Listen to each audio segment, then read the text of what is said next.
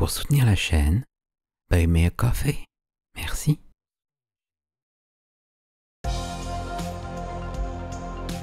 Les portes de la création.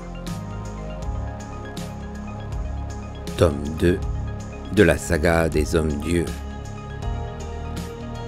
Par Philippe José Farmer.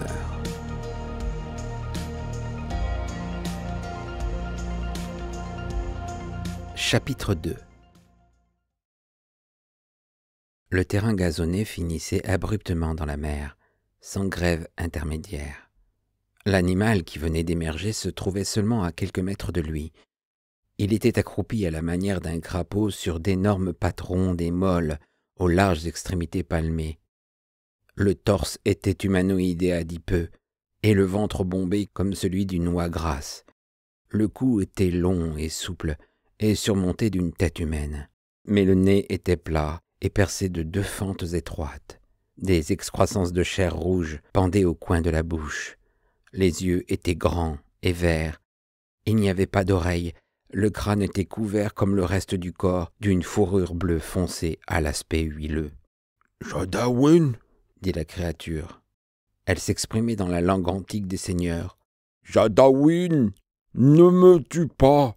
Ne sais-tu pas qui je suis ?» Wolf fut interloqué, mais pas au point d'oublier de regarder derrière lui. La créature essayait peut-être de détourner son attention. « Jadawin, ne reconnais-tu pas ton propre frère ?» Wolf était indécis. Le corps mi-morse, mi-crapaud, l'absence d'oreilles et la fourrure bleue rendaient difficile toute identification. Et puis, il y avait le temps. Si ce monstre avait été son frère, les millénaires qui s'étaient écoulés avaient dû le lui faire oublier. Pourtant, cette voix, elle creusait les strates de sa mémoire, rouillée comme un chien à la recherche d'un vieil os. Confusément, il secoua la tête et jeta de nouveau un rapide regard au fourré géant derrière lui. « Qui es-tu » demanda-t-il. La créature geignit. Wolf se dit que son frère, si frère il y avait, devait être emprisonné dans ce corps depuis bien longtemps, car les seigneurs n'avaient pas l'habitude de geindre. « Va-te me renier, toi aussi, comme les autres. Ils m'ont chassé à coups de pierre, maltraité, raillé, insulté. Ils m'ont dit... » Le monstre fit claquer ses nageoires l'une contre l'autre. Son visage se distordit et de grosses larmes coulèrent de ses grands yeux sur ses joues bleues. « Oh, Jadawin, ne sois pas comme eux. Tu as toujours été mon préféré, mon frère bien-aimé. Ne sois pas aussi cruel que les autres. » « Les autres » se dit Wolf. D'autres étaient passés là avant lui. Quand ? « Ah, c'est le mystère » s'écria-t-il, excédé. « Qui es-tu » Le monstre se dressa sur ses pattes, la chair adipeuse saillant sous l'effort des muscles, et fit un pas en avant. Wolf ne recula pas, mais pointa fermement son vibreur. « Reste où tu es. Ton nom ?» La créature s'arrêta, mais les larmes coulaient toujours d'abondance. « Tu es aussi méchant que les autres. Tu ne penses qu'à toi-même. Mon sort ne t'intéresse pas. Les souffrances, la solitude, les tortures que j'ai endurées si longtemps, oh combien longtemps, ne t'émeuvent donc pas. » « Peut-être, si je savais qui tu es, » répondit Wolf, « et si je savais ce qui t'est arrivé. » « Oh, Seigneur des seigneurs, mon propre frère !» s'écria le monstre, et il fit glisser en avant, dans un ruissellement d'eau, son autre pied palmé. Il tendit vers Wolf une nageoire huileuse, comme pour implorer un geste d'amitié, puis il s'immobilisa brusquement, le regard braqué sur un point situé à la droite de Wolf. Ce dernier plongea aussitôt de côté tout en opérant sur lui-même un quart de tour pour couvrir de son arme à la fois le monstre et un nouvel arrivant éventuel. Il n'y avait personne.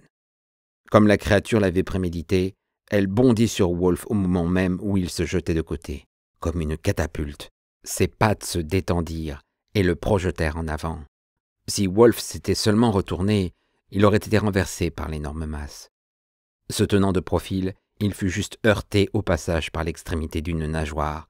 Même ainsi, l'impact sur son épaule gauche suffit à le projeter violemment de côté et à lui faire lâcher son vibreur. Wolf était par lui-même d'une constitution extrêmement solide et puissante. De plus, La science des seigneurs avait porté ses réflexes nerveux et sa force musculaire au double de leur efficacité. S'il avait été un terrien normal, il aurait perdu à jamais l'usage de son bras et aurait été incapable de résister au second assaut du monstre. Avec un glapissement de rage et de frustration, la créature atterrit à l'endroit que venait de quitter Wolf, s'affaissa sur ses pattes comme sur un ressort à boudin, pivota, puis bondit de nouveau. Tout cela l'espace d'un éclair. Wolf avait réussi à recouvrer l'équilibre. Il plongea en direction du vibreur. L'ombre de la créature passa au-dessus de lui. Elle poussa un cri qui lui vrilla les tympans. Mais il avait récupéré son vibreur, roulé plusieurs fois sur lui-même et opéré un rétablissement sur ses jambes. Pendant ce temps, la créature s'élançait de nouveau vers lui. Il retourna son vibreur dans sa main droite et lui assena au passage un terrible coup de crosse sur la tête. Une fois de plus, l'impact du corps massif lui fit perdre l'équilibre. Il boula en arrière, la créature gisait face contre terre, une tache rouge s'élargissait sur son crâne de morse. Des applaudissements se firent entendre. Il se retourna pour apercevoir 2 êtres humains à une dizaine de mètres de là, dans un buisson géant. Il y avait un homme et une femme, habillés à la manière des seigneurs. Ils s'avancèrent vers lui, les mains nues. Leurs seules armes étaient de courtes épées protégées par de grossiers fourreaux de cuir. Néanmoins, Wolf ne relâcha pas sa vigilance. Lorsqu'ils furent à 5 mètres de lui, il leur ordonna d'arrêter. À ce moment-là, le monstre génie remua la tête, mais sans faire un effort pour se redresser. Wolf s'éloigna suffisamment pour être hors de portée de ses bonds. « Jadawin !» s'écria la jeune femme. Elle avait une admirable voix de contralto qui éveilla des souvenirs dans le cœur de Wolf. Bien qu'il ne l'ait plus vue depuis 500 ans au plus, il la reconnut alors. « Voilà !» dit-il. « Que fais-tu ici ?» La question, naturellement, était inutile. Elle aussi avait dû tomber dans les filets de leur père, et il reconnut l'homme également. C'était son frère Rintra. Tous les 3 s'étaient laissés prendre au même piège. Vala lui sourit, et de nouveau son cœur bondit. De toutes les femmes qu'il avait connues, elle était la plus belle, à 2 exceptions près. Sa bien-aimée Chryséis et une autre de ses sœurs, Anania la splendide, la surpassait. Mais jamais il n'avait aimé Anania comme il avait aimé Vala. De même qu'il n'avait jamais détesté la première avec autant d'intensité qu'il avait détesté la seconde. Vala applaudit une nouvelle fois en disant « Bravo, Jadawin! Tu n'as rien perdu de ta force et de ton adresse. Pour vile qu'elle soit, cette chose est dangereuse. Elle rampe et elle gémit et essaie de gagner ta confiance et puis, hop, elle te saute à la gorge. Elle aurait tué Rintra lorsqu'il est arrivé ici si je ne l'avais assommé avec une pierre. Comme tu le vois, nous avons déjà eu affaire à elle. Et pourquoi ne l'avez-vous pas tuée ?» s'étonna Wolf. Rintra sourit. « Ne reconnaîtrais-tu pas ton frère Jadawin, le mignon, le gentil, le gracieux Théotormon ?»« Seigneur !» s'exclama Wolf. « Théotormon ! Qui lui a fait ça ?» Il ne reçut pas de réponse, et d'ailleurs, il n'en avait pas besoin. C'était l'univers d'Urizen, lui seul avait pu transformer ainsi leur frère. Théotormon se redressa en gémissant, une nageoire posée sur la tache rouge de son crâne, et il balança son corps d'avant en arrière tout en fustigeant Wolf de ses yeux verts et en remuant silencieusement dans sa bouche des imprécations qu'il n'osait proférer tout haut. Wolf reprit. « Vous n'allez pas me dire que vous l'avez épargné par simple considération fraternelle. Je vous connais trop pour cela. » Vala s'esclaffa. « Bien sûr que non. J'ai pensé qu'il pourrait nous être utile plus tard. Étant ici depuis longtemps, il connaît bien la planète. C'est un lâche, vois-tu, frère Jadawin. Il n'a pas eu le courage de risquer sa vie dans le labyrinthe d'Urizen, préférant croupir dans cette île et y dégénérer au même titre que les indigènes qui la peuplent. Désespérant de le voir accomplir la preuve d'une virilité inexistante, notre père l'a puni de sa lâcheté en le capturant et en le conduisant à sa forteresse d'Apirmazum, où il l'a transformé en ce monstre répugnant. Même ainsi, plutôt que de franchir les portes des mondes à la recherche du palais d'Urizen, Théotormon a préféré vivre ici en ermite, se méprisant et se haïssant pour cela, haïssant toutes les autres créatures vivantes, particulièrement les seigneurs. Il subsiste en se nourrissant de fruits, de poissons et d'oiseaux qu'il réussit à attraper. Parfois, il tue un indigène et le dévore tout cru. Non pas que ces créatures soient à plaindre, elles n'ont que ce qu'elles méritent. Ce sont les fils et les filles d'autres seigneurs qui, comme Théotormon, ont fait la preuve de leur couardise. Ils ont vécu leur misérable vie sur cette planète, ont laissé une descendance et sont morts. Urizen leur a fait ce qu'il a fait à Théotormon.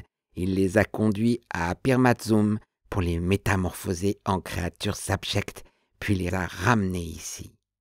En agissant ainsi, notre père pensait que leur haine à son égard serait si forte qu'elle les pousserait à surmonter leur terreur et à s'engager dans les univers pièges pour tenter de se venger de lui. Mais ils étaient tous bien trop lâches. Ils préférèrent continuer à vivre leur existence sordide plutôt que de mourir comme de vrais seigneurs.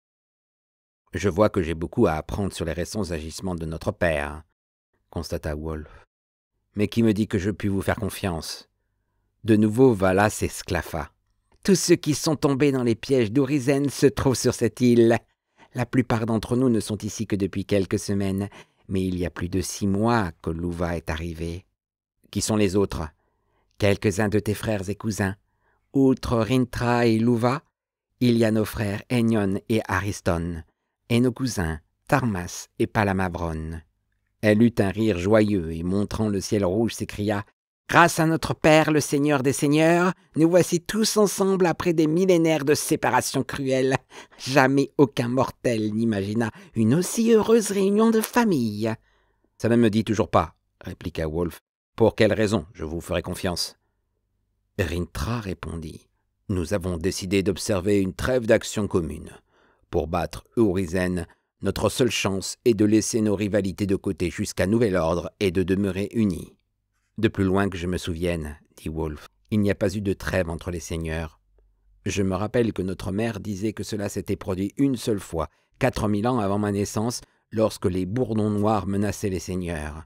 Urizen a ainsi accompli un double miracle. Il a capturé 8 seigneurs à la fois et les a obligés à décréter une trêve. Puisse sa perte en résulter. Wolf déclara alors qu'il était disposé à respecter la trêve. Sur le père de tous les seigneurs, le grand éponyme Los, il fit le serment d'observer tous les termes du pacte de paix jusqu'à ce que d'un commun accord la trêve fût rompue et que tous fussent morts à l'exception d'un seul. En prêtant serment, Wolf savait que les autres n'hésiteraient pas à le trahir à la première occasion. Vala et Rintra le savaient aussi et le manque de confiance était réciproque. Néanmoins, pour un temps, ils œuvraient ensemble et il est peu probable que quiconque romprait la trêve pour un motif futile. Il faudrait une raison importante et la certitude de rester impuni pour que l'un d'entre eux se décide à trahir. Théotormon fit entendre sa voix géniarde. « Shadawin, mon frère bien-aimé qui disait qu'il m'aimerait et me protégerait toujours. Tu es comme les autres. Tu veux me faire du mal, me tuer, moi, ton petit frère !» Vala cracha de mépris dans sa direction. « Bête pleutre et immonde, tu n'es ni un seigneur ni notre frère. Que ne plonges-tu dans les abîmes pour y périr et faire disparaître à jamais ce corps veule et sournois de notre vue et de celle de toutes les créatures qui respirent? Que les poissons se repaissent de ta carcasse au risque de te revomir. » Voûté, nageoire tendue, Théotormon glissa obliquement vers Wolf. « Shadawin, tu ne peux pas savoir à quel point j'ai souffert. N'as-tu pas pitié pour moi? J'ai toujours cru en toi. Tu étais le seul à posséder cette chose qu'ils n'ont pas. Un cœur, une compassion dont aucun de ces monstres sans âme n'est capable. » « Tu as essayé de me tuer, dit Wolf. Et tu essayerais encore si tu pensais avoir une chance sérieuse. »« Mais non !» protesta Théotormon en faisant un pitoyable effort pour sourire. « Tu te méprends totalement sur mes intentions. Je croyais que tu me haïrais pour préférer une existence vile à une mort de seigneur. Je voulais te prendre tes armes pour que tu ne puisses pas me faire du mal. Alors, je t'aurais expliqué ce qui m'est arrivé et pourquoi je me trouve ici. Tu m'aurais compris. Tu m'aurais plaint et consolé comme jadis, lorsque tu étais un petit garçon dans le palais de notre père et que j'étais ton tout jeune frère. C'est cela que je voulais faire, t'expliquer tout et regagner ton affection, pas ta haine. Je ne te voulais aucun mal. Je te le jure sur le nom de Los. » Nous verrons ça plus tard. Pour le moment, disparaît. Théotormon s'éloigna en se dandinant. Lorsqu'il eut atteint le rebord de l'île, il se retourna et cria des obscénités à Wolf.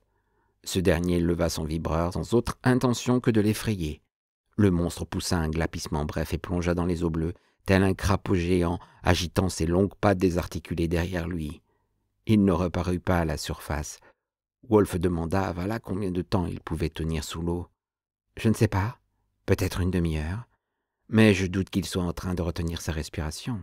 Il se cache plutôt dans l'une des cavernes formées par les racines et les sacs qui constituent la base de l'île. » Vala déclara qu'il fallait qu'il rejoigne les autres, tandis qu'il traversait la forêt aux buissons géants. Elle lui expliqua tout ce qu'elle savait de la conformation de cet univers. « Tu as certainement remarqué comme l'horizon est très proche. La planète a un diamètre de 3470 km environ, à peu près celui de la Lune, se dit Wolf. Cependant, la gravité est à peine inférieure à celle de notre monde natal. Légèrement plus forte que sur la Terre, se dit Wolf. Le champ gravitationnel disparaît brusquement au-dessus de l'atmosphère, poursuivit Vala, et ne couvre que faiblement la planète. Tous les autres mondes ont d'ailleurs un champ similaire. Wolf ne fut pas surpris. Les seigneurs savaient accomplir avec leur planète des choses dont les terrestres n'avaient jamais rêvé. La planète est entièrement recouverte d'eau. « Et l'île où nous sommes ?» demanda Wolf. « Elle flotte. Elle tient son origine d'une plante qui croît au fond de la mer. Arrivée au milieu de son développement, elle possède un sac qui commence à gonfler sous l'effet d'un gaz élaboré par des bactéries. Ses racines se détachent et elle monte à la surface.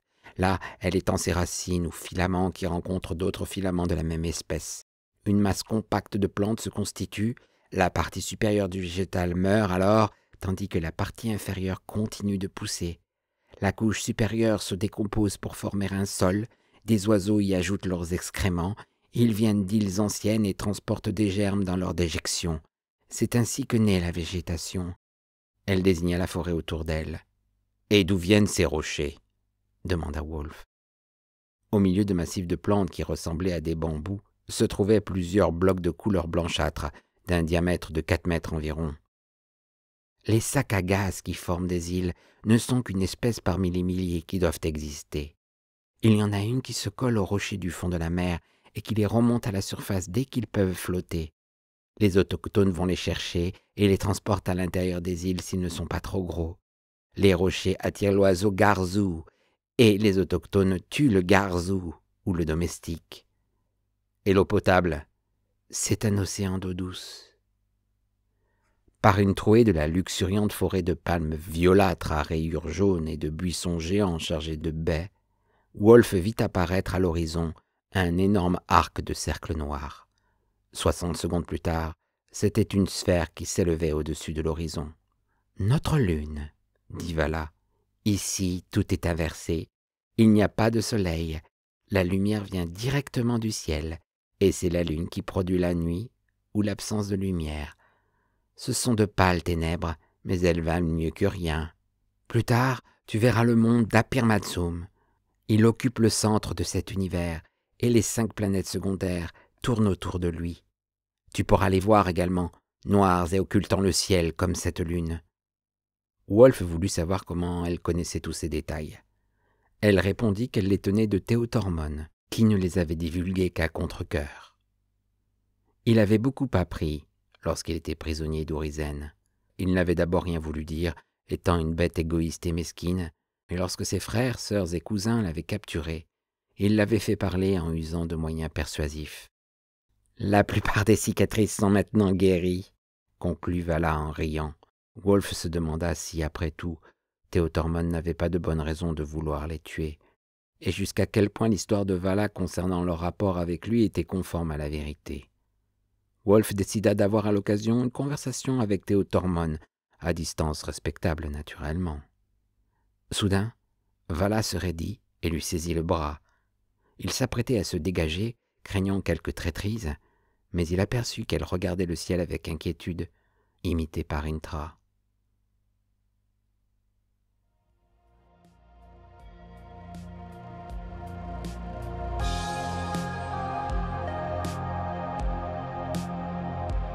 C'était Les Portes de la Création, tome 2 de la saga des Hommes-Dieux, par Philip Joseph Armer. Chapitre 2.